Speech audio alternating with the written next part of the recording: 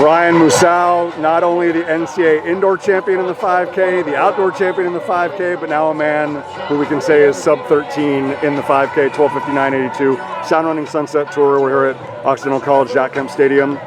You haven't stopped smiling since you crossed the finish line, sir. Yeah. Can you put words behind that, please? Yeah, first, before you start with the question, I just want to remind you, the interview that you did for me last year and outdoor when I became position 5, remember what I told you? I'm coming slowly to be a champion. And that's the promise that I kept for you. I just promised you I'm going to be a champion. So, for today, I'd like to try to push myself for another barrier, to push myself to extra mile. Because for now, it's like, you have to put all in your training if you want to become the elite runner, like turning pro, you know, like the way people now are running very crazy.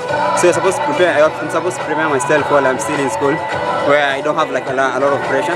So that when I'm coming outside there, I have what it takes to be a champion. Yeah, for today, it was like a dream come true. I've been dreaming like to run sub-13. I was saying like I want to run 12:59.99. That was my goal, that. And then I made it. So now next is like planning for the next steps. Sub-13, is that something coming into this year that you were expecting to get? I was planning like, because I was planning it from in the beginning of the season, but I got injured a little bit after the indoor. So I didn't give up. I told myself that I will come back and then I will achieve my goals of the year. Yeah. You and I talked about outdoor, like, and it shows again today. Obviously, I never want you to be injured. You never want to be injured. But the fact that, you know, maybe there wasn't a lot of racing then, I mean, you looking, you know, incredibly fresh right now. And like, you know, if we took you over to a Diamond League, you could probably go even faster.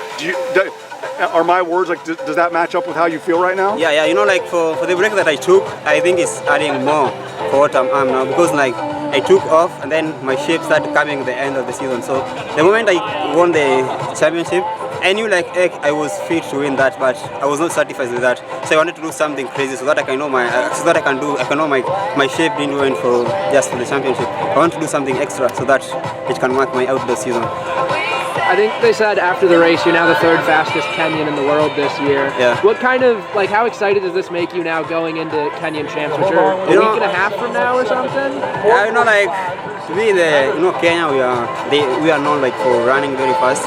And then for me, like I'm still in school, but I'm running like the same. The people that are not in school, they're still in camp and then they're training.